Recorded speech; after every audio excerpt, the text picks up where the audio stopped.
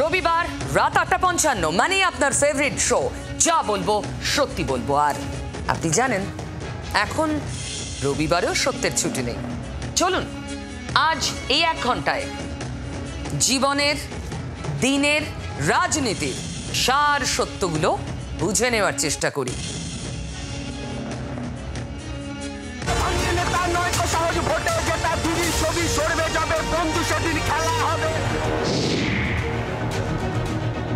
খেলা হবে না, খেলা হচ্ছে প্রতিদিন, রাস্তাঘাটে, কলেজে, স্কুলে, মাঠে, ময়দানে।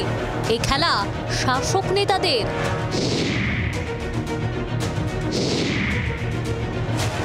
ভাঙড়ে খেলার মাঠে এক শিক্ষককে বেধড়ক মারধরের অভিযোগ উঠল তৃণমূল নেতার বিরুদ্ধে। কারবালা ফুটবল ময়দানে ফাইনাল চলাকালীন হাতিশালা সরোজিনী হাই মাদ্রাসার শিক্ষক নাসির উদ্দিনকে এলোপাথারি কিল, চর, ঘুষি মারার অভিযোগ। অভিযুক্ত খয়রুল ইসলাম তৃণমূল পরিচালিত ভাঙড় 2 নম্বর পঞ্চায়েত সমিতির বন ও ভূমির কর্মাধ্যক্ষ। তিনি ক্যানিং পূর্বের তৃণমূল বিধায়ক শওকত মোল্লার ঘনিষ্ঠ বলেও পরিচিত। এদিন ম্যাচ শুরুর আগে হাজির ছিলেন শওকত। আর এই অবস্থা দেখেন, এই সারা শরীর আমাকে খানায় ফেলে 20-30 জন মিলে অটোমেটিক মেরেছে। আমি সব ঝেড়ে ফেলেছি।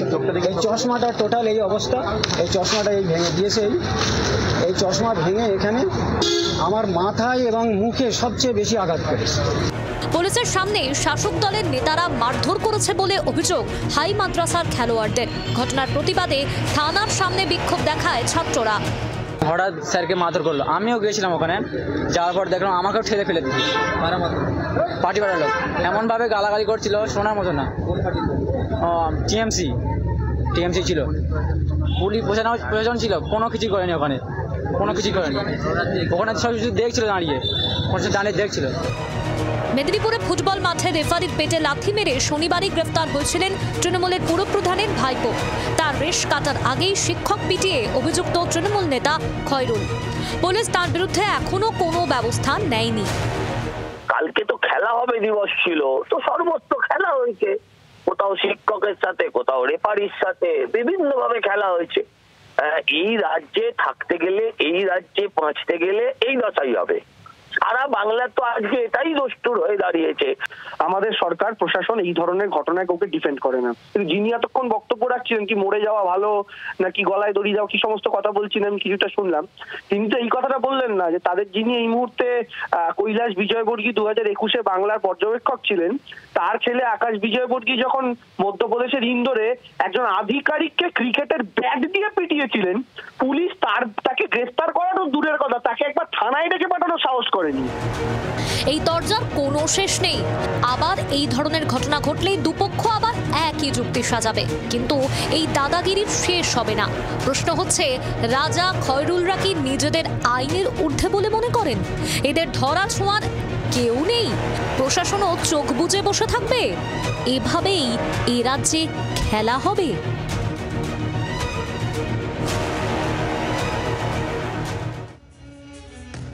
আমাদের রাজনীতির মানে আমাদের রাজ্যের, আমাদের দেশের রাজনীতির প্রবণতাই হয়ে গেছে বিরোধীদের যা ইচ্ছা বলো, যেভাবে ইচ্ছা আক্রমণ করো। বিরোধী যেন অসহ্য, বিরোধীকে মেনে নেওয়া যায় না, তার ছায়া মাড়ানো যায় না। এই যখন কালচার, তখন এক অদ্ভুত দৃষ্টান্ত তৈরি করতে চলেছে আরএসএস।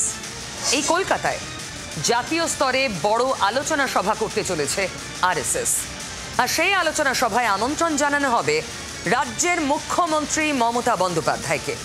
এমনটাই পরিকল্পনা রাষ্ট্রীয় স্বয়ংসেবক সংঘের। আরএসএস বিরোধী রাজনৈতিক দল এবং ব্যক্তিদের আলোচনা সভায় ডাকছেন। শুধু কলকাতা নয়, দিল্লি, মুম্বাই, বেঙ্গালুরুতে হবে কর্মসূচি। দিল্লির অনুষ্ঠানে রাহুল গান্ধীকেও আমন্ত্রণ করেছে সংঘ। সূত্র বলছে এ রাজ্যেও শুরু হয়ে গিয়েছে আমন্ত্রিতের তালিকা তৈরির কাজ। ऐसा राष्ट्रीय स्वयंसेवक संघ दुनिया का ये सबसे बड़ा एनजीओ है। एक प्रकार से 100 साल का उसका समर्पण का इतिहास है। लाल किले की प्राचीर से 100 साल की इस राष्ट्र सेवा की यात्रा में योगदान करने वाले सभी स्वयंसेवकों को आदरपूर्वक स्मरण करता हूं। শতবর্ষে পৌঁছনো আরএসএস এর ভূমিকার কথা স্বাধীনতা দিবসে লালকেল্লার ভাষণ থেকে তুলে ধরেছিলেন প্রধানমন্ত্রী নরেন্দ্র মোদী। শতবর্ষ উদযাপনে দেশের বিভিন্ন প্রান্তে নিজেদের কথা আরও নিবিড়ভাবে পৌঁছে দিতে উদ্যোগী হয়েছে রাষ্ট্রীয় স্বয়ংসেবক সংঘ।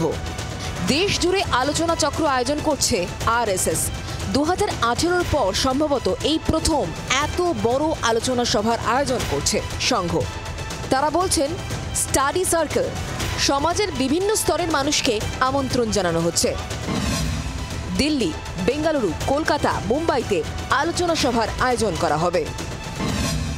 26শে আগস্ট দিল্লিতে প্রথম আলোচনা সভা শুরু হবে।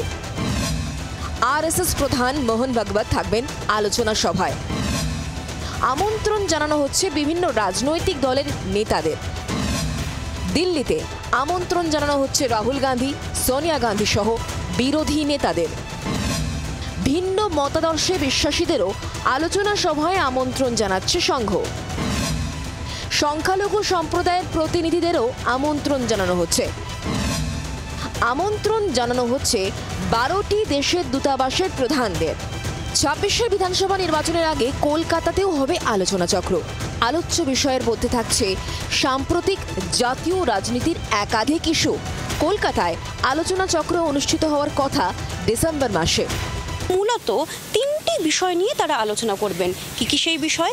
যেখানে আছে সংরক্ষণ, গরু পাচার এবং ইন্টারকাস্ট ম্যারেজ সম্পর্কে কে কী ধারণা রাখেন সেই সমস্ত কিছু নিয়ে আলোচনা। এই রাজ্যের ক্ষেত্রে মুখ্যমন্ত্রী মমতা বন্দ্যোপাধ্যায়ও থাকছেন আমন্ত্রিতের তালিকায়, এমনটাই সূত্র মারফত জানা যাচ্ছে।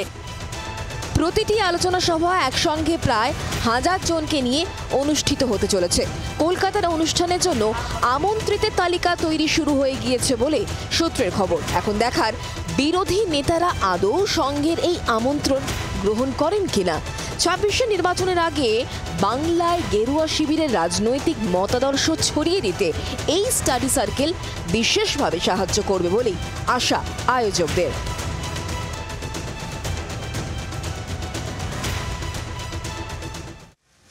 রবিবার যেমন সত্যের ছুটি নেই, তেমনি রবিবার রাজ্য রাজনীতির উথাল পাথালেরও কিন্তু কোনো অন্ত নেই। দেখি আজকের ঘটনা প্রবাহ। 22শে আগস্ট ফের বাংলায় আসছেন প্রধানমন্ত্রী নরেন্দ্র মোদী। দমদমে প্রথমে সরকারি অনুষ্ঠান, তারপর রাজনৈতিক সভা করবেন। প্রধানমন্ত্রীর বঙ্গ সফর শেষ হলেই তার নামে তৈরি বিশেষ বাহিনীকে ভোট ময়দানে নামিয়ে দেবে বিজেপি।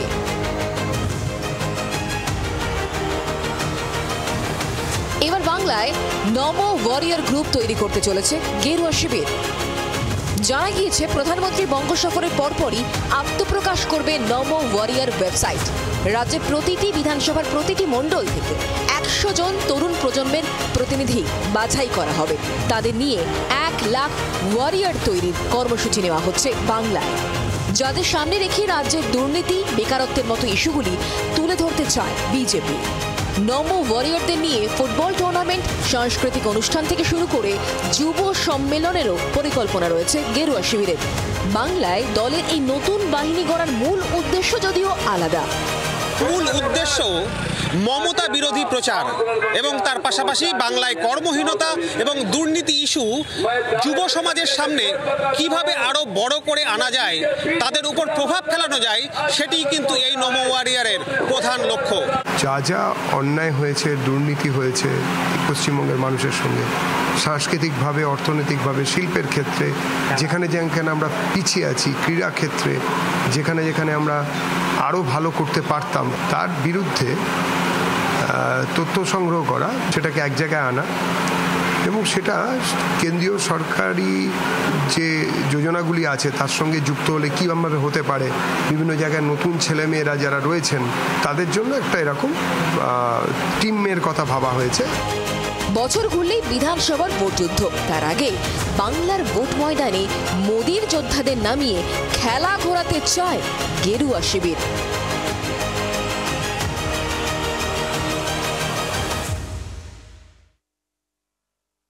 রাজ্যে মহিলা মুখ্যমন্ত্রী, তার আমলেই রাজ্যে হয়েছে কন্যাশ্রীর মতো প্রকল্প।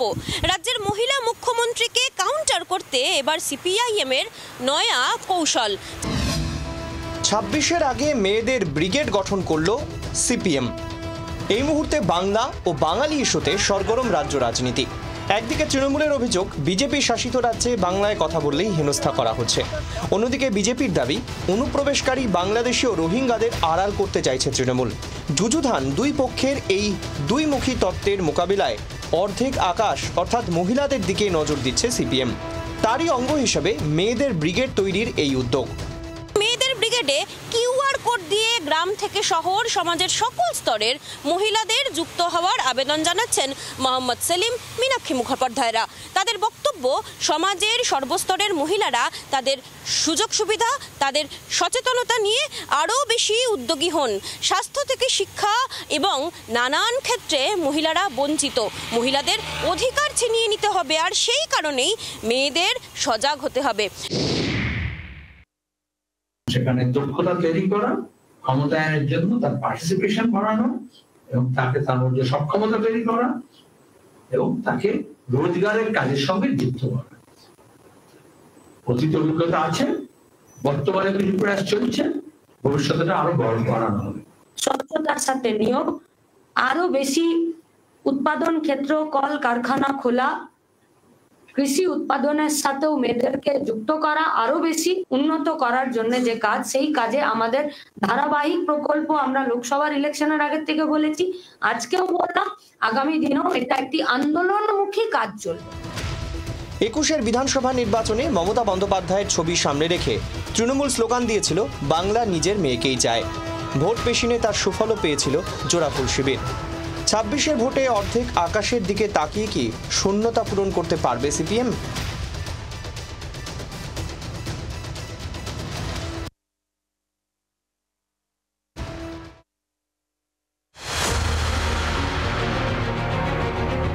অশান্তির খাতায় বারবার নাম লিখেছে এই এলাকা। এবার উত্তেজনা ছড়ালো নেতাজি নগরে। ঘটনার সূত্রপাত শনিবার রাতে। জন্মাষ্টমীতে স্থানীয় মন্দিরে লোকজন নেই, সবাই মাতঙ্গিনী ক্লাবের ফুটবল খেলার প্রস্তুতিতে ব্যস্ত। এই নিয়ে অভিযোগ জানাতে যান বিজেপির 4 নম্বর মণ্ডল সেক্রেটারি টিঙ্কু পোদ্দার ও তাঁর দাদা উত্তম। এ নিয়ে ক্লাব সেক্রেটারির সঙ্গে বচসা ও হাতাহাতি বাঁধে। এরপরে তৃণমূল আশ্রিত দুষ্কৃতীরা বাইরে থেকে এসে তার উপর হামলা চালায় বলে অভিযোগ টিঙ্কুর। অভিযোগ, লোহার রড দিয়ে মারা হয় তাকে। তর্কিতে বাইরে থেকে কিছু ছেলে আসলো, মানে বাইক নিয়ে এসে মানে আমাকে মানে যাচ্ছে তাই মারা শুরু করলো। মানে আমার মোবাইলটাও আছাড় মেরে দিল, কি পাঞ্জা না কি ছিল সেই, ঠিক আছে, সেই দিয়ে এখানে ফ্র্যাকচার করে দিল, পায়ে মারলো, পিঠ তো পুরো আমার দাগ আছে, ঠিক আছে। এবার টোটাল এরা হচ্ছে মানে শাসক দলের দুষ্কৃতী, এরা হচ্ছে এই ওপারে সিন্ডিকেট করে। রবিবার বিষয়টিকে কেন্দ্র করে এক্স হ্যান্ডেলে পোস্ট করা হয় বিজেপির অফিসিয়াল পেজ থেকে, যদিও গোটা বিষয়টি কোনো রাজনৈতিক ব্যাপার নয় বলে দাবি অভিযুক্তদের। উপরন্তু আহত টিঙ্কু পোদ্দারের পরিবারের বিরুদ্ধে এই ক্লাবের সেক্রেটারিকে প্রথমে মারধরের অভিযোগ করা হয়। ওর ভাই দাদা গিয়ে আমাদের ক্লাবের সেক্রেটারিকে মারধর করে আর নানা রকম গালাগালি করে। কেন বলছে পাড়ায় কি মন্দিরের পুরোহিতদের পয়সা দিচ্ছে না, এইসব নিয়ে আলোচনা। তখন মারামারি হয়েছে, ওকে খুব মেরেছে আমাদের সেক্রেটারিকে। ওই যে সেক্রেটারি মারাতে আমাদের ছেলেরাও ওদেরকে মারধর করাতে এখন ব্যাপারটা হয়ে গেছে কোনো রাজনীতির ব্যাপার নেই এখানে। পুলিশ তদন্ত শুরু করলেও এখনো পর্যন্ত কাউকে আটক করেনি। প্রশ্ন উঠছে, ক্লাবের গন্ডগোলেই যদি এই অবস্থা হয়, তাহলে ভোটের ঢাকে কাঠি পড়লে পরিস্থিতি কোন দিকে গড়াবে?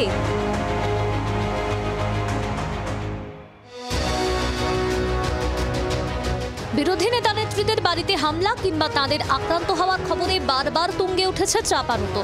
এবার তৃণমূল কাউন্সিলরের বাড়িতে মদ্যপ অবস্থায় হামলা যুবতীর। বরানগর পুরসভার 17 নম্বর ওয়ার্ডের তৃণমূল কাউন্সিলর অঞ্জন পাল। কাউন্সিলরের অভিযোগ, গত 14 আগস্ট গভীর রাতে মদ্যপ অবস্থায় প্রিয়াঙ্কা দাস নামে বছর 26-এর এক তরুণী তার বাড়িতে হামলা চালান। বাঁশ দিয়ে মেরে জানলার কাঁচ ভেঙে দেন। জানলার কাঁচ ভাঙচুর করার সময় ড্রেনেও পড়ে যান তরুণী। সিসিটিভিতে ধরা পড়ে তার কীর্তি। ঘটনাকে কেন্দ্র করে চাঞ্চল্য ছড়ায় এলাকায়। ধুম ধুম করে দরজায় আওয়াজ হচ্ছে, আমার অফিস ঘরের দরজায়, নিচে যে অফিস ঘর আছে। আমি প্রথম ভেবেছিলাম ক্লাবের ছেলেরা ফ্ল্যাগ লাগাচ্ছে, হয়তো সেই আওয়াজ। তারপর দেখলাম জানালার কাঁচ ফাঁচ এইসব কাঁচ ভাঙার আওয়াজ। মধ্যরাতের ঘটনায় রীতিমতো আতঙ্কিত অঞ্জন পাল। প্রিয়াঙ্কা দাস বছর 25-26 একটি মেয়ে, সারা গায়ে কাদা মাখা। সেই মেয়েটি উদ্দেশ্য প্রণোদিতভাবে দরজায় একটা ডান্ডা দিয়ে মারছে, অফিস ঘরের দরজায়, এবং তার পাশে যে জানালা আছে সেই জানালার কাঁচগুলো ভেঙেছে। জানা গিয়েছে মহিলার আরও 2 সঙ্গী ঘটনাস্থলে আসেন। তারা মত্ত মহিলাকে কাউন্সিলরের বাড়ি ভাঙচুরে আটকানোর চেষ্টা করলে ব্যর্থ হন। ঘটনায় বড়নগর পুলিশের জালে 3 মহিলা। পুলিশের প্রাথমিক অনুমান মদ্যপ অবস্থাতেই এই ঘটনা ঘটিয়েছেন তরুণী। যদিও এর পিছনে অন্য কোনো কারণ রয়েছে কিনা তা খতিয়ে দেখছে বড়নগর থানার পুলিশ।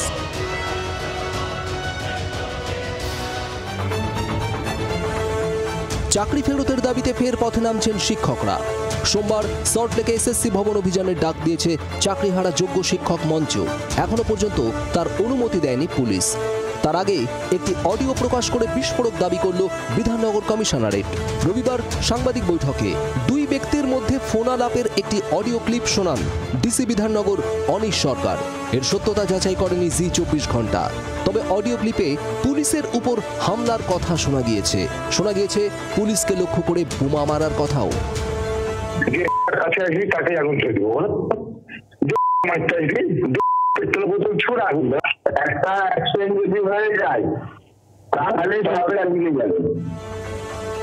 চাকরিহারা শিক্ষকদের মধ্যেই কেউ কেউ পুলিশের উপর হামলার ছক কষছে বলে মনে করছে বিধাননগর কমিশনারেট। আমরা সবাইকে, এই অধিকার মঞ্চের যারা সদস্য আছেন তাদেরকে আমি আপনাদের মাধ্যমে অনুরোধ করব যে তাদের মধ্যেই কিছু জন আছে যারা কিন্তু কালকে একটা হিংসাত্মক কিছু করার পরিকল্পনা করছেন। তাদের এই চক্রান্তে যেন ওনারা পা না দেন। এই ধ্বংসাত্মক কার্যকলাপ বা এই ধরনের কোনো বক্তব্যের সাথে আমাদের কোনো সম্পর্ক নেই। আমরা এযাবৎকালীন আমাদের নিজের মেধায় পাওয়া, চুরি হয়ে যাওয়া চাকরি ফেরানোর যে লড়াই লড়েছি, কোথাও কোনো ধ্বংসাত্মক কার্যকলাপের সাথে আমি বা আমরা কোনোভাবেই যুক্ত নেই। হুমকির অডিও প্রকাশ্যে আসতেই শুরু শাসক বিরোধী তরজা। আমি পুলিশকে অসংখ্য ধন্যবাদ জানাই যে তারা এই জিনিসটা প্রকাশ্যে এনেছেন এবং এই যে গোটা ঘটনাটাকে কেন্দ্র করে একটা যে ক্রমাগত কনস্পিরেসি চলছে সরকারের এগেইনস্টে, সেই কনস্পিরেসিটা আরো একবার প্রমাণ হয়ে গেল। পুলিশ যে কোনো ভাবে চক্রান্ত করছে সরকারের সঙ্গে মিলে স্বতঃস্ফূর্ত গণপ্রতিবাদকে বাজেয়াপ্ত করবার জন্য। অডিও ক্লিপ ঘিরে শোরগোলের মধ্যেও এসএসসি ভবন অভিযানে অনড় চাকরিহারা শিক্ষকরা। সোমবারে কর্মসূচি নিয়ে বাড়তি সতর্ক পুলিশও।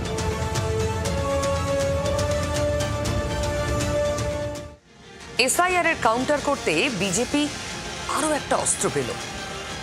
আমাদের রাজ্যের জেলা মালদা, সংখ্যালঘু মানুষের বাস বেশি।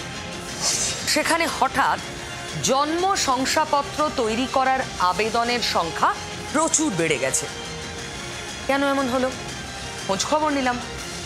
তাতে উঠে এলো তৃণমূল আর বিজেপির 2 রকমের বক্তব্য।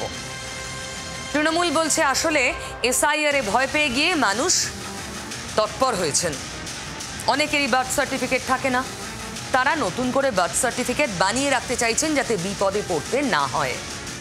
আর বিজেপি কি বলছে? সব ঝুট হ্যায়। এই সমস্ত বাড়তি আবেদন আসলে অনুপ্রবেশকারীদের আবেদন। তাদেরকে এখানে কিছু টাকার বিনিময়ে নকল নথি পাইয়ে দেওয়া হচ্ছে। বাংলায় এসআইআর হচ্ছেই, নোটিশ পাঠিয়ে রাজ্যকে জানিয়ে দিয়েছে কমিশন।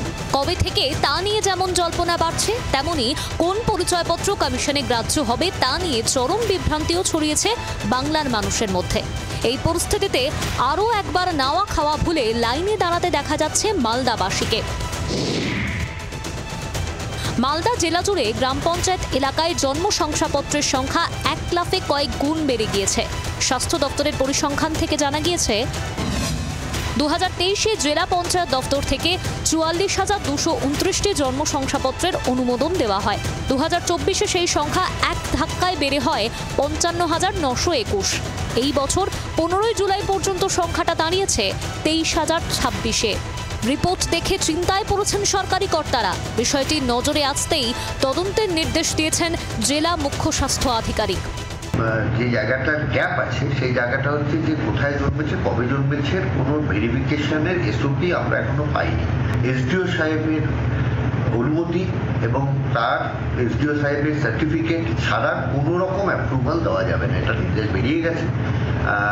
আশা করা যায় তদন্তে আরও কিছু আসলে সেই অনুযায়ী নির্দেশও স্বাস্থ্য দপ্তর বের করবে। তৃণমূল পরিচালিত ইংরেজবাজার ব্লকের যদুপুর 1 নম্বর গ্রাম পঞ্চায়েত প্রধানের বক্তব্য, এসআইআর এর ভয় থেকেই এটা হচ্ছে। এসআইআর নিয়ে ওদের ভয় ঢুকে যাচ্ছে, আতঙ্ক ঢুকে যাচ্ছে, ওই কারণে ওরা আগেই এই জন্ম সার্টিফিকেট করতে চাইছে, করছে এবং ওরাই আসছে। এই ঘটনায় অনুপ্রবেশ বিতর্ক টেনে এনেছে বিজেপি। সেই সূত্রে আবার কেন্দ্র সরকারকেই কাঠগড়ায় তুলেছে তৃণমূল। মৃত ভোটার, অনুপ্রবেশকারী, সন্ত্রাসবাদী, যাদের এখানে ভোটের নাম নাই, তারা হলো তৃণমূলের সম্পদ এবং এই সম্পদকে রেখেই কিন্তু 15 বছর ধরে তৃণমূল সরকার শাসন ব্যবস্থা চালাচ্ছে। তৃণমূল নেতৃত্বে পঞ্চায়েত প্রধানরা আছে, তারা এখন জন্মের যেটা সেই কাগজপত্র এখন দিচ্ছেন, এইটা তো আগে থেকে দিতে পারতো, হঠাৎ করে এখন এটা দেওয়ার কেন প্রবণতা বাড়ছে? এখানে বিজেপির চামচা বেচারা বলছে যে অনুপ্রবেশ হচ্ছে। অনুপ্রবেশ যদি বাংলায় হয়ে থাকে তার জন্য দায়ী বিজেপি সরকার, কেন্দ্র সরকার এবং কেন্দ্রীয় মন্ত্রী স্বরাষ্ট্রমন্ত্রী। এখন প্রশ্ন হচ্ছে, দৌড়ঝাঁপ করে যারা বার্থ সার্টিফিকেট তৈরি করছেন, এসআইআর শুরু হলে সেগুলি গ্রাহ্য হবে তো? না হলে এই মানুষগুলোর কাছে তা কাটা ঘায়ে নুনের ছিটের মতো হয়ে উঠবে? রণজা সিংহের রিপোর্ট, জি 24 ঘন্টা।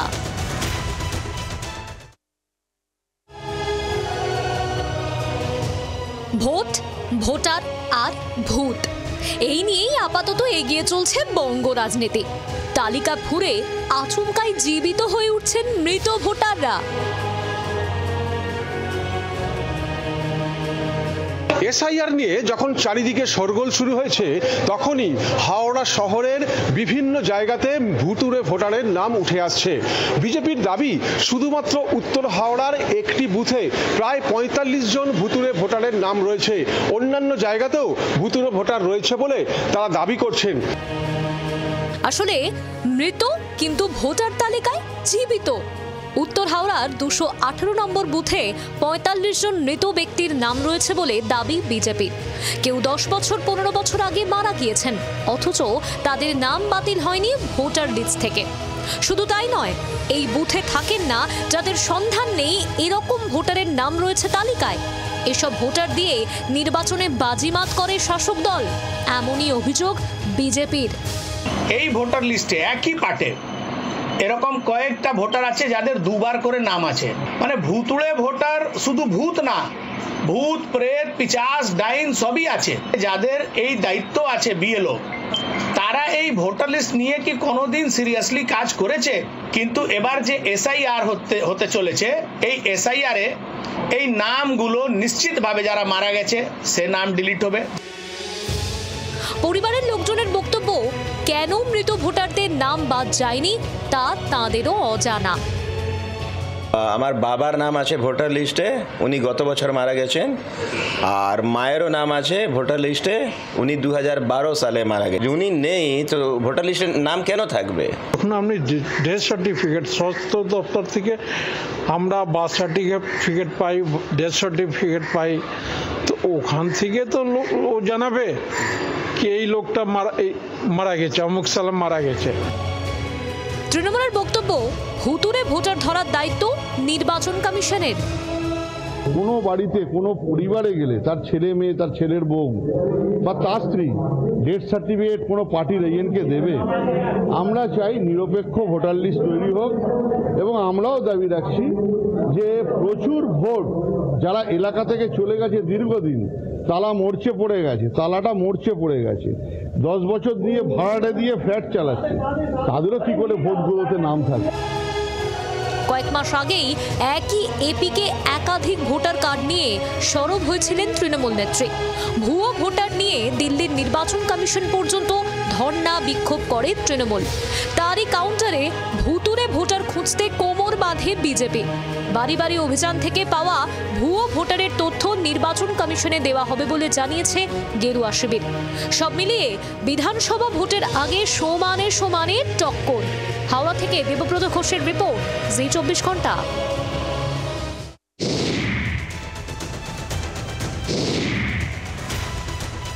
পশ্চিমবঙ্গে আসন্ন এসআইআর নিয়ে জল্পনা তুঙ্গে। 2002-এর ভোটার তালিকা নিজেদের সাইটে আপলোড করেছে রাজ্য নির্বাচন কমিশন। ফলে রাজ্যের ভোটাররা অনলাইনে দেখে নিতে পারছেন তাদের নাম সেই তালিকায় রয়েছে কিনা। 294টি বিধানসভার মধ্যে 293টির ভোটার তালিকা প্রকাশ করা হয়েছে নির্বাচন কমিশনের তরফে। তালিকায় গায়েব কুলপি বিধানসভা। সূত্রের খবর, কুলপি বিধানসভা কেন্দ্রে 2002 সালের ভোটার তালিকারই খোঁজ পাচ্ছে না নির্বাচন কমিশন। ঘটনায় উদ্বেগ বেড়েছে কুলপির নদী তীরবর্তী গ্রামগুলিতে।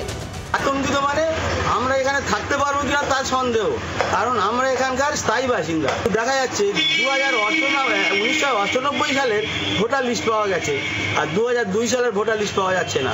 এর থেকে কি মনে হয় যে আমাদের রাজ্য সরকার কোনো একটা অভিসন্ধি আছে, বা ভিডিওর বদমাইশি আছে, বা কমিশনারের বদমাইশি আছে?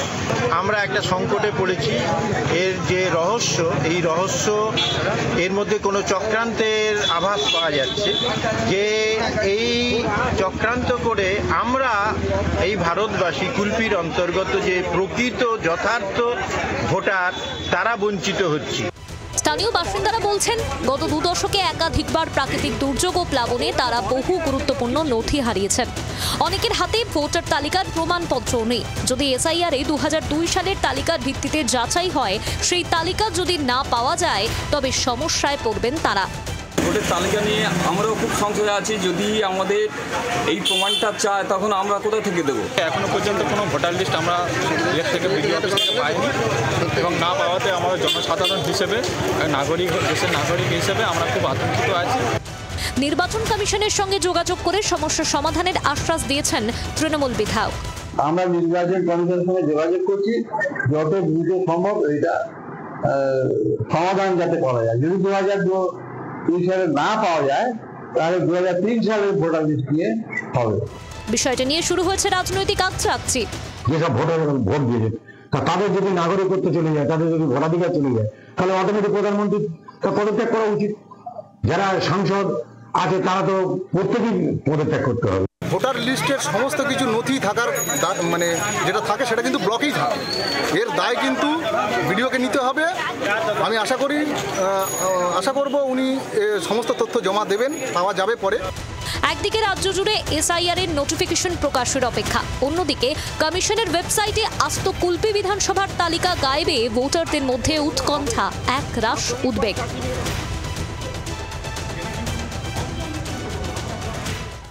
मैं आपको स्टेट से कह रहा हूं, पूरे हिंदुस्तान में विधानसभा के चुनाव, लोकसभा के चुनाव चोरी किए जा रहे हैं, और इनकी आखिरी साजिश ये है कि बिहार में एसआईआर करके नए वोटरों को जोड़कर, वोटरों को काटकर ये बिहार का चुनाव चोरी करें।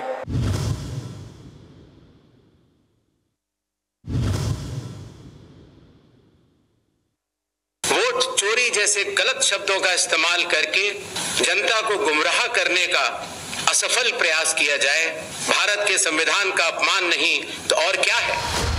ভোট চুরি বিতর্কে এবার নাম না করে লোকসভার বিরোধী দলনেতা তথা কংগ্রেস সাংসদ রাহুল গান্ধীকে নিশানা করল নির্বাচন কমিশন। তার দাবি সপক্ষে 1 সপ্তাহের মধ্যে হলফনামা জমা দিতে বলল কমিশন, অন্যথায় তাকে ক্ষমা চাইতে হবে।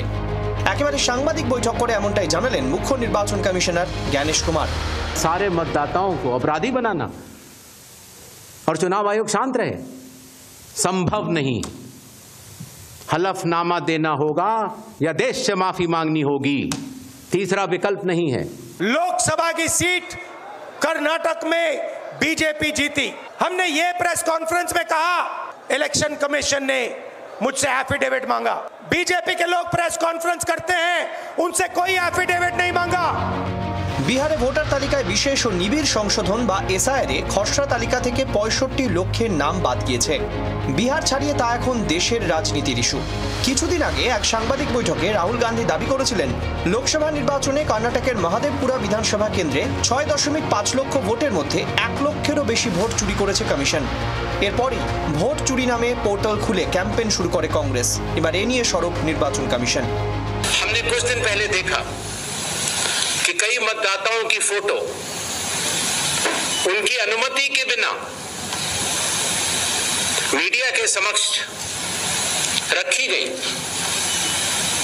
उनके ऊपर आरोप लगाए गए, उनका इस्तेमाल किया गया। बहुओं, बेटियों सहित किसी भी मतदाता की सीसीटीवी वीडियो चुनाव आयोग को साझा करनी चाहिए क्या? রবিবার থেকে বিহারে ভোটার অধিকার যাত্রা শুরু করেছেন রাহুল গান্ধী। 16 দিন ব্যাপী চলবে এই কর্মসূচি। সেই সমাবেশে ছিলেন লালু প্রসাদ যাদব, তেজস্বী যাদব, মল্লিকার্জুন খড়গেরা। রাহুলের কর্মসূচি শুরুর দিনই দিল্লি থেকে সাংবাদিক বৈঠক করে নিজেদের অবস্থান স্পষ্ট করল কমিশন।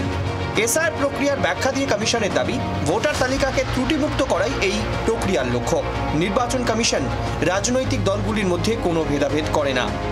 चुनाव आयोग निडरता के साथ सभी गरीब, अमीर, बुजुर्ग, महिला, युवा सहित सभी वर्गों और सभी धर्मों के मतदाताओं के साथ बिना किसी भेदभाव के चट्टान की तरह खड़ा था, खड़ा है और खड़ा रहेगा। কিন্তু কংগ্রেসের প্রশ্ন, কমিশনের খাতায় যাদের মৃত দেখানো হয়েছে তাদের সঙ্গে রাহুল গান্ধী চা খেলেন কি করে? अरे जिनको उन्होंने डेड घोषित किया वो राहुल जी के साथ चाय पी रहे थे, शर्म नहीं आया उनको देखकर? उसका जवाब दिया उन्होंने। বিহার থেকে এসআইআর প্রতিবাদ শুরু হলেও তার রেশ এখন দেশব্যাপী। সব বিরোধী দলই এখন সরব। তাহলে কি এবার নেতা ধরে ধরে হলফনামা চাইবে কমিশন? প্রশ্ন রাজনৈতিক মহলের একাংশের।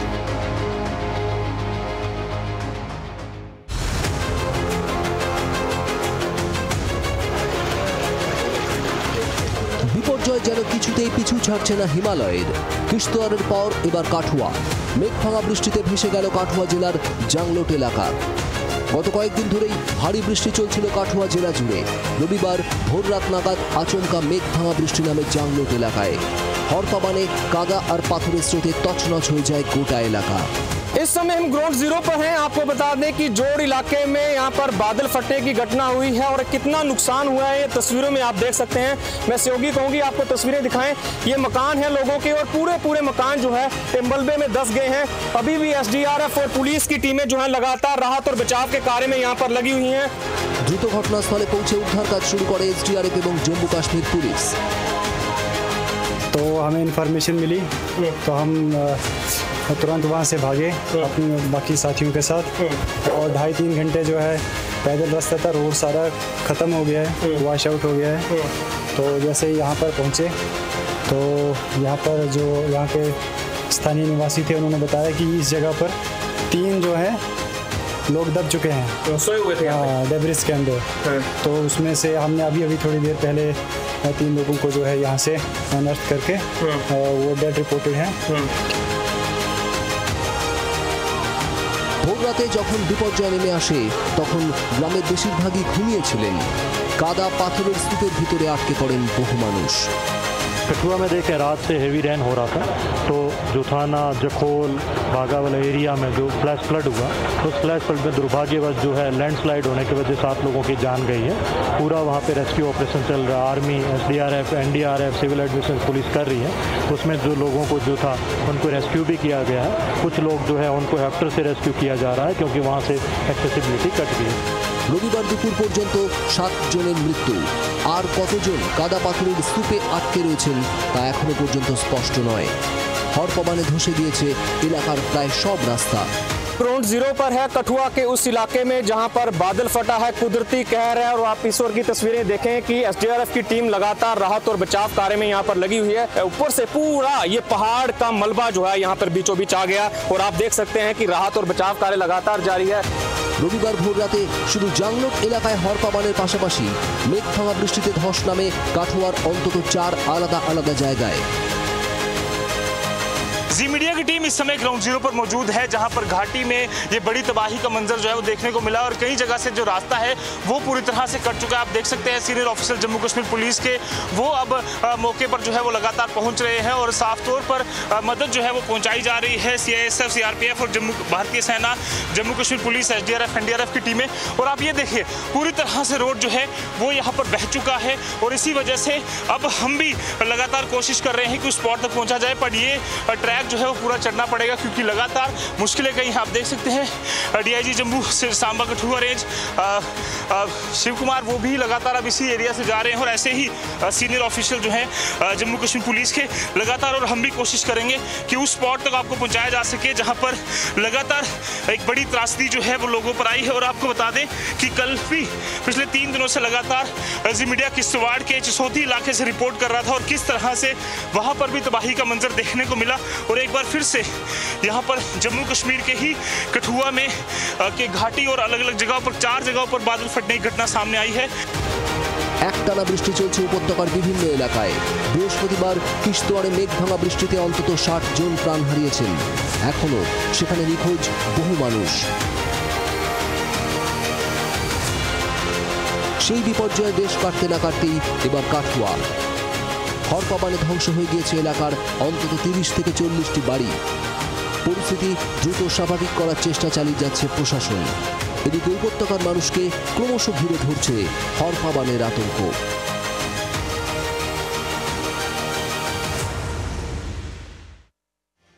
আমি বিশ্বাস করি সত্যের জয় সব সময় হয়, আর এই সত্য খুঁজতেই গিয়েছিল আমার সহকর্মী প্রসেনজিৎ। প্রসেনজিতের কানে একটা খবর ভেসে এসেছিল, ক্যানিংয়ে একটা গ্রাম জুড়ে বেশিরভাগ লোকের নাকি কিডনি উধাও।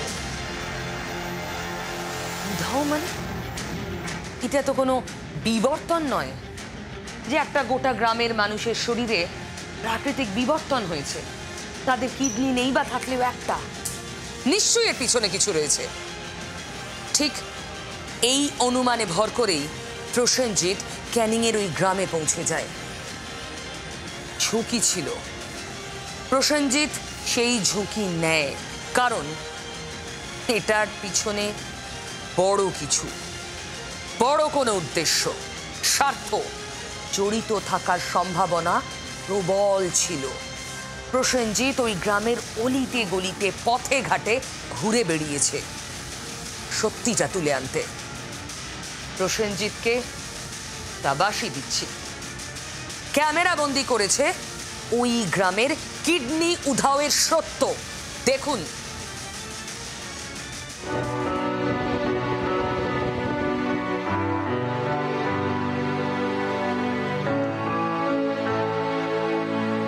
ক্ষুধার রাজ্যে পৃথিবী গদ্যময়। পূর্ণিমার চাঁদ যেন ঝলসানো রুটি, আর সেই রুটি রুজির তাগিদেই বাঘ কুমিরের সুন্দরবনে যেতে বাধ্য হন অনেক মানুষ।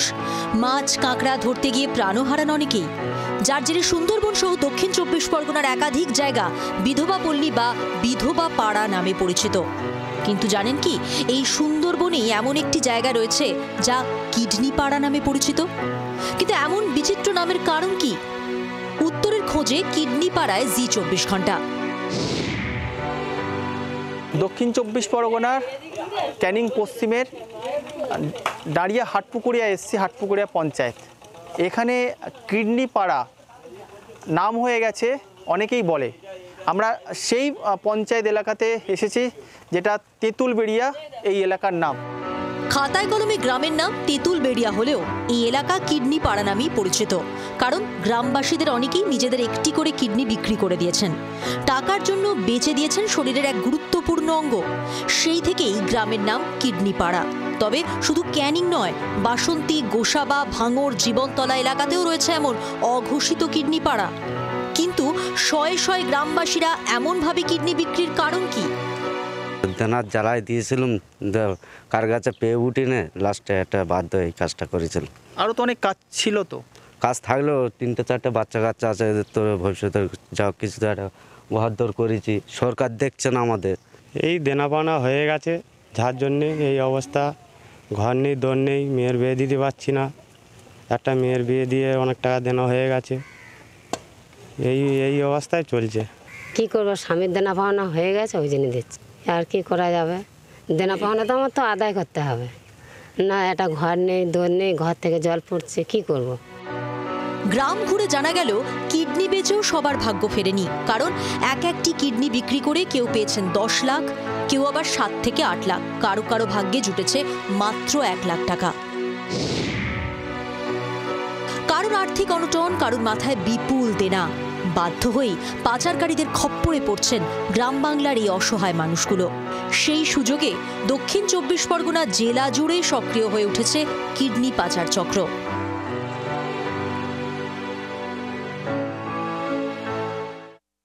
আজকের এপিসোডে যদি জিজ্ঞাসা করেন কি পেলাম, তাহলে আমার উত্তর হবে ওই সার সত্যটা, জীবনে কোনো কিছুই চিরস্থায়ী নয়, চিরদিন কাহারও সমান নাহি যায়। এই কথাটা আরো বলছি আমাদের নেতারা, দাদারা, দিদিরা, তাদের উদ্দেশ্য করে। কেন জানেন? মনে আছে আপনাদের সুভাষ ঘিসিং? কি দাপট ছিল তার! বাম আমল জুড়ে পাহাড়ের রাজনীতি কিভাবে নিয়ন্ত্রণ করতেন ভদ্রলোক। আজকের খবর কি জানেন? তার দলটাই উঠে যাচ্ছে।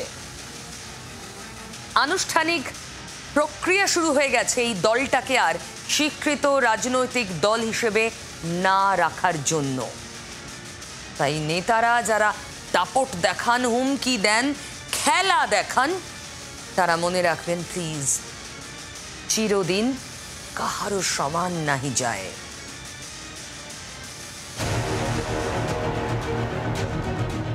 8 বা 9 দশকে পাহাড়ের রাজনীতি মানেই ছিলেন সুভাষ ঘিসিং আর তার রাজনৈতিক দল গোর্খা ন্যাশনাল লিবারেশন ফ্রন্ট বা জিএনএলএফ। পৃথক গোর্খাল্যান্ডের দাবিতে আন্দোলন করে একসময় পাহাড়ের রাজনীতির চালিকা শক্তি হয়ে উঠেছিলেন ঘিসিং। 8 দশকে ঘিসিং তৈরি করেন তার রাজনৈতিক দল জিএনএলএফ। এরপর পাহাড়ে একাধিক নির্বাচনে অংশ নিয়ে জয়লাভ করে ঘিসিং এর দল। এখন প্রশ্নে সেই দলেরই অস্তিত্ব। নির্বাচন কমিশন সূত্রে এমনই আশঙ্কা তৈরি হয়েছে। গত 5 বছরে কোনো নির্বাচনে অংশ নেয়নি ঘিসিং এর দল। গত 5 বছরে কোনো ধরনের নির্বাচনে অংশ নেয়নি এমন দলগুলির অবস্থান সম্পর্কে তথ্য তারা শুরু করেছে নির্বাচন কমিশন। সব রাজ্য ও কেন্দ্রের মুখ্য নির্বাচনী আধিকারিকদের নির্দেশ পাঠিয়েছে নির্বাচন কমিশন। রাজনৈতিক দলগুলিকে চিঠি পাঠিয়ে তথ্য নিতে বলা হয়েছে। নথিভুক্ত ঠিকানায় রাজনৈতিক দলগুলির অস্তিত্ব রয়েছে কিনা খতিয়ে দেখে হিয়ারিং করে কমিশনকে জানাতে হবে। কমিশন সূত্রে খবর, এই রাজ্যে এমন 72টি দল রয়েছে। সেই তালিকাতে আছে একসময় পাহাড়ে রাজনৈতিক ক্ষমতার শীর্ষে থাকা ঘিসিংয়ের জিএনএলএফ। অথচ একসময় এই রাজনৈতিক দল থেকেই পাহাড়ে বিধায়ক, সাংসদ নির্বাচিত হয়েছেন। 1989 সালে লোকসভা নির্বাচনে জেতেন জিএনএলএফ প্রার্থী। 1991 থেকে 2006 দার্জিলিং বিধানসভা কেন্দ্রে জিএনএলএফ প্রার্থী জয়ী হন। কার্শিয়াং বিধানসভা কেন্দ্রেও 4 বার জয়ী হয় তারা।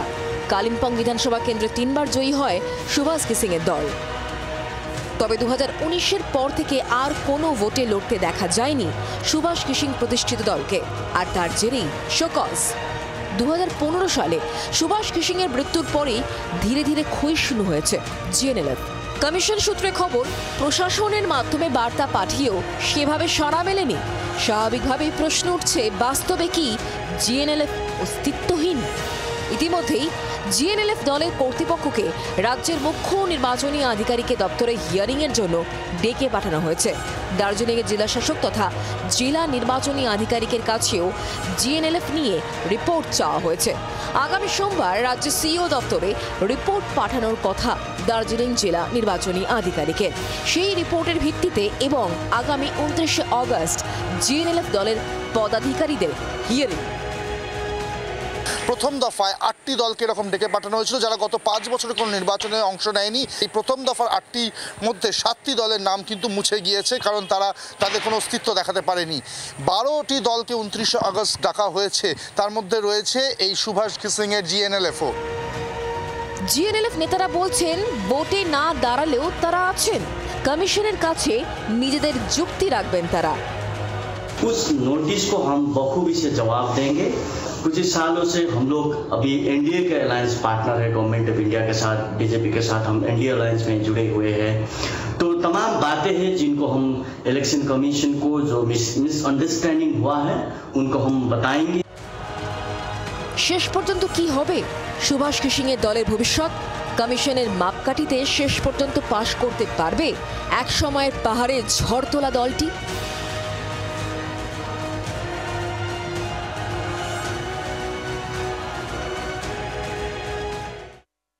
রবিবার মানে আপনিও জানেন যে গত সপ্তাহের দিকে ফিরে তাকানো।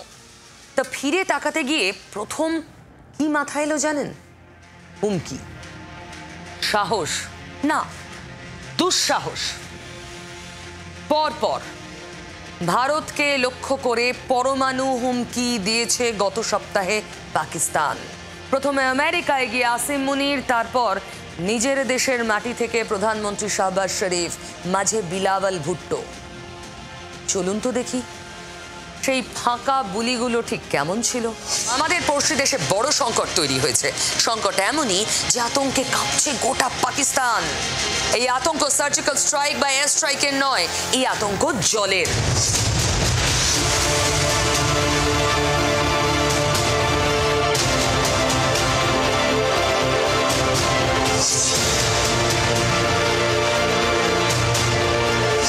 জঙ্গি হামলার পর হাতে আর ভাতে পাকিস্তানকে দুভাবেই মেরেছে ভারত। অপারেশন সিঁদুরে পাক সেনার কোমর ভেঙেছে আমাদের বাহিনী, ধ্বংস হয়েছে সে দেশের জঙ্গি তৈরির কারখানাগুলো। এর সঙ্গে পাকিস্তানের জলও বন্ধ করেছে নয়াদিল্লি। পহেলগাঁও জঙ্গি হামলার পরদিনই সিন্ধু জল চুক্তি স্থগিত করে দেয় কেন্দ্রের মোদী সরকার। নয়াদিল্লি এই শাস্তিমূলক ব্যবস্থার কারণে গত গ্রীষ্মে পাকিস্তানের কৃষিকাজে ব্যাপক প্রভাব পড়ে। ক্ষতির মুখে সে দেশের কৃষকরা, যা মাথা ব্যথা বাড়িয়ে দিয়েছে ইসলামাবাদের। আর এই থেকেই সিন্ধু নদের জলের ভাগাভাগি নিয়ে হুমকির পর হুমকি দিচ্ছে পাকিস্তান। সেনাপ্রধান আসিম মুনির, পিপিপি নেতা বিলাওয়াল ভুট্টোর পর এবার হুমকির সুর প্রধানমন্ত্রী শাহবাজ শরীফের গলায়।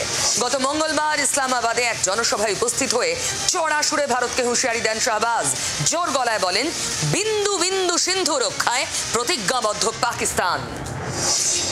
मैं ये बताना चाहता हूँ आज दुश्मन को कि अगर तुम हमारा पानी बंद करने की धमकी देते हो तो ये बात जहन में रखना कि पाकिस्तान की एक बूंद भी तुम पाकिस्तान से छीन नहीं सकते। জন্মলগ্ন থেকেই পাক সেনার চেয়ে কয়েক কদম পিছিয়ে থেকেছেন সে দেশের রাজনীতিবিদরা। ভারতকে হুমকি দেওয়ার ক্ষেত্রেও তারা পিছিয়ে। সিন্ধু প্রশ্নে শাহবাজের আগেই সুর চড়িয়ে শিরোনামে পাকিস্তানের সেনা প্রধান ফিল্ড মার্শাল আসিম মুনির সম্প্রতি ট্রাম্পের দেশে দাঁড়িয়ে ভারতকে পরমাণু হামলার হুমকি দিয়েছেন।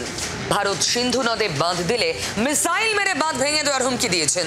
আরে মুনির বাবু, আপনার পকেটে যদি এত রকেট থাকে তাহলে অপারেশন সিঁদুরের সময় ব্যবহার করলেন না কেন? সেই তো চীনের খেলনা নিয়েই রণক্ষেত্র নামতে হলো। এখন আবার ট্রাম্পের কোলে বসে হুঁশিয়ারি ছুটছেন। এদিকে সিন্ধুর জল চেয়ে আপনার দেশের বিদেশ মন্ত্রকই ভারতের কাছে কাকুতি মিনতি করছে। হুমকি দিয়ে খবরের শিরোনামে কিছুদিন থাকা যায়, জল আতঙ্ক কাটানো যায় না। অবশ্যই ফাঁকা বলি দেবেন না কেন পাকিস্তান বলুন? কারণ গত সপ্তাহেই তো খোলসা হয়েছে অপারেশন সিঁদুরের সময়। পাঁচটা পাকিস্তানি ফাইটার জেটকে আমরা ধ্বংস করেছি।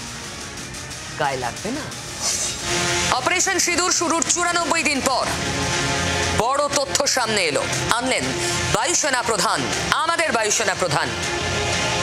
অপারেশন সিঁদুরে পাকিস্তানি যুদ্ধ বিমান ধ্বংস করেছি আমরা, যেগুলো আমেরিকা থেকে নিয়েছিল পাকিস্তান। একটা দুটো নয়, 6টা। এমন হইচই ফেলা দাবি করলেন বায়ুসেনা প্রধান AP Singh.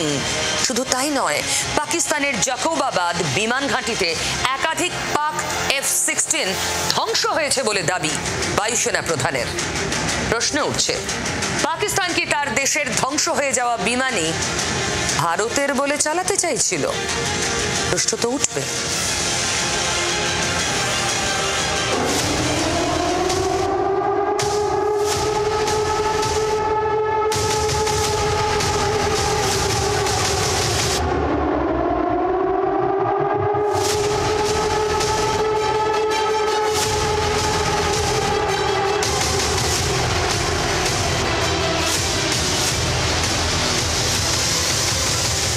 5 fighter jets shot down.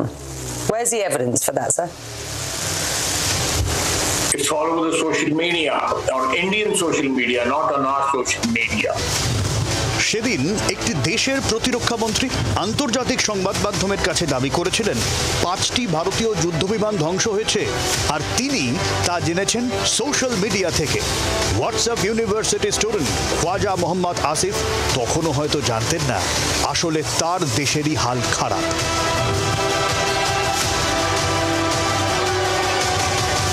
শনিবার ভারতীয় বায়ুসেনা প্রধান স্পষ্ট হিসেব দিয়ে দিলেন। অপারেশন সিঁদুরে ধ্বংস হয়েছে 5টি পাকিস্তানি যুদ্ধবিমান, একটি নজরদারি বিমান, জাকোবাবাদ বিমান ঘাঁটিতে একাধিক F-16 ক্ষতিগ্রস্ত হয়েছে।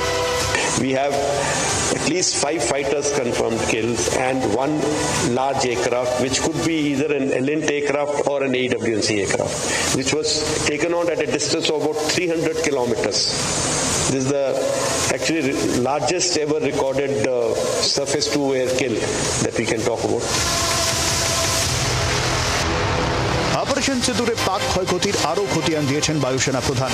তিনি জানান, ভারতীয় সেনার মারে পাকিস্তানে ধ্বংস হয়েছে 6টি রেডার, মুরিদকে ও চাকলালায় 2টি কমান্ড কন্ট্রোল সেন্টার, লাহোর ও ওকারায় 2টি surface two air guided weapon system. ক্ষতিগ্রস্ত হয়েছে রহিমিয়ার খান ও সারগোদা বায়ুসেনা ঘাঁটির রানওয়ে। সুকুরে ক্ষতিগ্রস্ত একাধিক ড্রোন, ভোলারিতে ক্ষতিগ্রস্ত airborne early warning and control system. কেন পাকিস্তান ভারতের পায়ে ধরে সংঘর্ষ বিরতি চেয়েছিল তারও ব্যাখ্যা দিয়েছেন বায়ুসেনা প্রধান।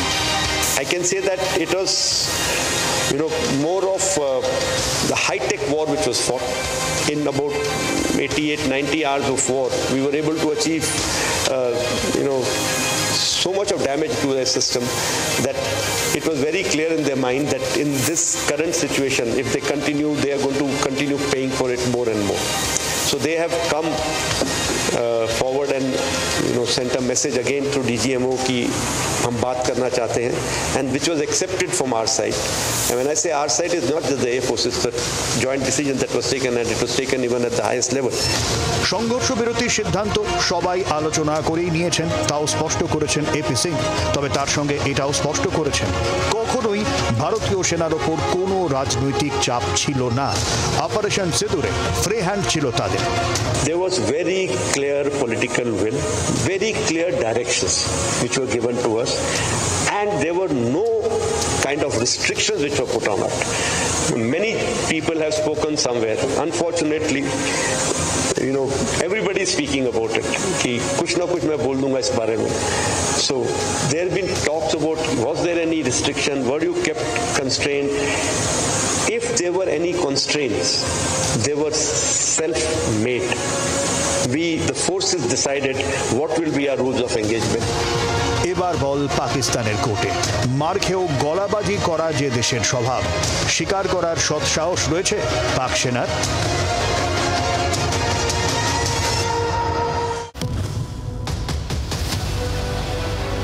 পাকিস্তানে ক্ষমতা দখলের পথে সেনাবাহিনী। গত কয়েক সপ্তাহ ধরে দেশ জোড়া জল্পনা ছিল প্রেসিডেন্ট আসিফ আলী জারদারিকে সরিয়ে সমস্ত ক্ষমতা নিজের হাতে নিয়ে নেবেন সেনাপ্রধান আসিম মুনির। অবশেষে তা নিয়ে মুখ খুললেন মুনির নিজে। জানিয়েছেন পাকিস্তানের ক্ষমতা দখল আদৌ তার উদ্দেশ্য নয়। সম্প্রতি পাকিস্তানের এক সংবাদ মাধ্যমের সিনিয়র সাংবাদিক সুহেল ওয়ারাইচ সম্প্রতি একটি রিপোর্ট প্রকাশ করেন। তাতে তিনি জানিয়েছেন আমেরিকার সফর থেকে ফেরার পথে বেলজিয়ামে কিছুদিন ছিলেন মুনির। সেখানে সেনাপ্রধানের একান্ত সাক্ষাৎকার নেওয়া হয়। আসিম মুনির সেখানেই মুখ খুলেছেন। সাংবাদিক প্রশ্ন করেন পাকিস্তানে কি সেনা শাসন হবে? আসিম মুনির উত্তর দেন এই মুহূর্তে রাজনীতিতে কোনো পরিবর্তনের সম্ভাবনা নেই। যে গুজব ছড়িয়েছে তা ভুয়ো। সাংবাদিক প্রশ্ন করেন কারা ছড়াচ্ছে এসব? আসিম মুনির বলেন যারা সরকারের বিরোধিতা এবং অরাজকতা সৃষ্টি করতে চান তারাই গুজব ছড়াচ্ছেন। সাংবাদিক পাল্টা বলেন আপনার ভবিষ্যৎ পরিকল্পনা কি? আসিম মুনির বলেন তাকে ঈশ্বর দেশের রক্ষক হিসেবে গড়েছেন, সেটা ছাড়া অন্য কোনো ক্ষমতা তার চাই না। সেই ইন্টারভিউতে পাকিস্তানের বিদেশ নীতি নিয়ে মুনিরকে প্রশ্ন করা হয়। প্রশ্ন ছিল চীন আমেরিকার সঙ্গে ঘনিষ্ঠতা নিয়েও। জবাবও দিয়েছেন পাকিস্তানের সেনাপ্রধান। সাংবাদিক প্রশ্ন করেন দুই প্রতিদ্বন্দ্বী শক্তির সঙ্গে কিভাবে মানিয়ে চলবে পাক সরকার? আসিম মুনির বলেন একটা বন্ধুর জন্য তারা অন্য বন্ধুকে বলি দেবে না। গত 2 মাসে 2 বার আমেরিকা সফরে গিয়েছেন মুনির। দ্বিতীয়বারের সফরে আমেরিকা থেকে ভারতকে হুঁশিয়ারি দিয়েছেন। ট্রাম্প মহাশয়ের কাছেও রবিবার মানে উইকেন্ড উইকডেজ আলাদা নয়, তিনি রোজ দিন এক রকম হুমকি দেন। আজ কি বললেন?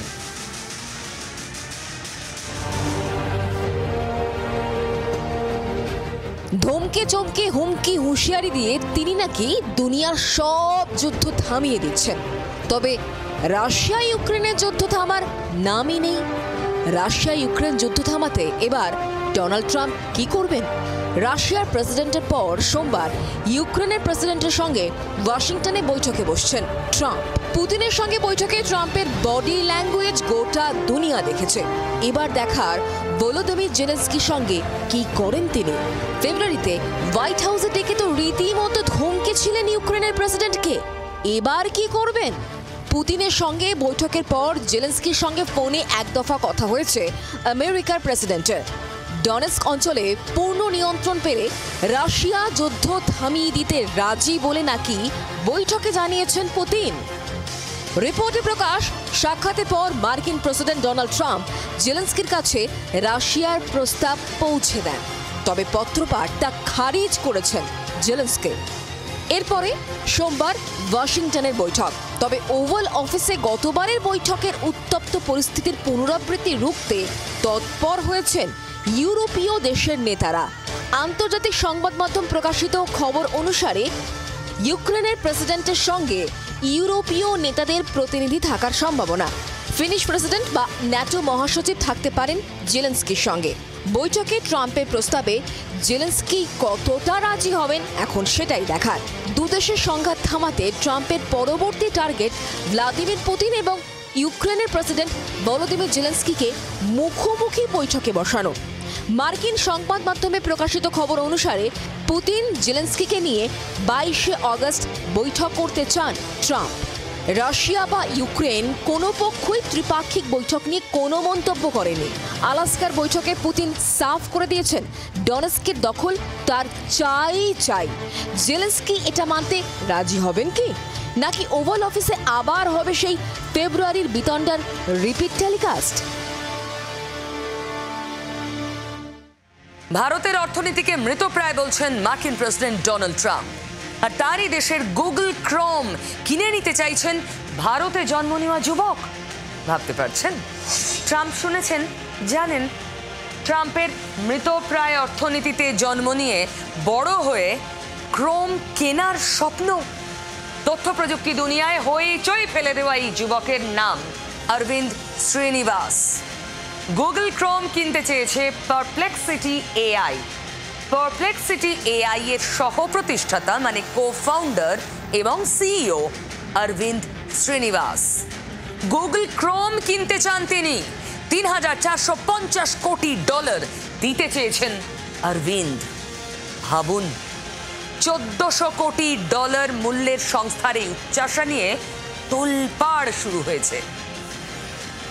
সোজা কথায় বলতে গেলে নিজের বাজার মূল্যের দ্বিগুণের বেশি অর্থ দিয়ে গুগলের মাথার মুকুট ক্রোম কিনে নিতে চান চেন্নাইয়ে জন্ম নেওয়া ভারতীয় যুবক। ক্রোম শুধু দুনিয়ার অন্যতম জনপ্রিয় ব্রাউজার নয়, 300 কোটির বেশি মানুষ ক্রোম ব্যবহার করেন। গুগলের সার্চ, বিজ্ঞাপন, ক্লাউড সার্ভিসের গেটওয়ে এই ক্রোম। মাত্র 3 বছর বয়সী একটি সংস্থার সেই ক্রোম কিনতে চাওয়ার আশা দুনিয়ার নজর তো কাড়বেই। আর সেই আলোচনার কেন্দ্রবিন্দুতে ভারতের ছেলে অরবিন্দ শ্রীনিবাস। আচ্ছা, যাকে নিয়ে এত আলোচনা, সেই শ্রীনিবাস ঠিক কে? 1994 সালে চেন্নাইতে জন্ম অরবিন্দ শ্রীনিবাসের। আইআইটি মাদ্রাজ থেকে পড়াশোনা, ইউনিভার্সিটি অফ ক্যালিফোর্নিয়া বার্কলে থেকে পিএইচডি করেছেন। বিশ্বের প্রথম সারির একাধিক এআই সংস্থায় কাজ করেছেন। 2022 সালে পারপ্লেক্সিটি এআই সংস্থা সহ প্রতিষ্ঠা করেন অরবিন্দ। পারপ্লেক্সিটি এআই একটি এআই চালিত সার্চ ইঞ্জিন যা রিয়েল টাইম তথ্য ব্যবহার করে। সেই সংস্থাই এবার গুগল ক্রোম কেনার বিষয়ে উৎসাহ দেখাচ্ছে।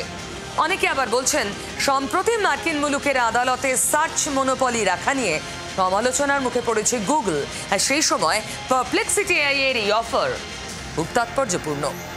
শ্রীনিবাসের উদ্দেশ্য নিয়ে মানুষের জল্পনা থামেনি। সোশ্যাল মিডিয়ায় কেউ কেউ এই পদক্ষেপকে অবাস্তব বলে উড়িয়ে দিয়েছেন, অনেকে আবার গোটা বিষয়টাকে প্রচারের খেলা বলছেন। তবে শ্রীনিবাস বা তার সংস্থার উচ্চাকাঙ্ক্ষাকে অমূলক বলে উড়িয়ে দিচ্ছেন না প্রযুক্তি বিশেষজ্ঞদের একটা বড় অংশ। এআই চালিত ব্রাউজার আগামী দিনে যে আজকের সার্চ ইঞ্জিনগুলোর বড় প্রতিদ্বন্দ্বী এবং বড় বিপদ, তা অনেকেই টের পাচ্ছেন। তবে এসবের মধ্যে একটা বিষয় বড় হয়ে উঠছে, ভারতীয় যুবকের স্বপ্ন। মৃতপ্রায় অর্থনীতিতে জন্মে বড় হয়ে এমন স্বপ্ন দেখা যায় ডোনাল্ড ট্রাম্প সেসব কথা বুঝতে পারলে তো।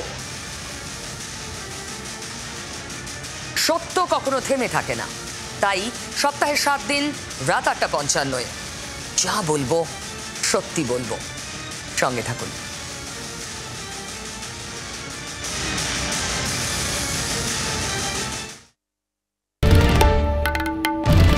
বাংলার আওয়াজ, বাঙালির আবেগ, জি 24 ঘন্টা।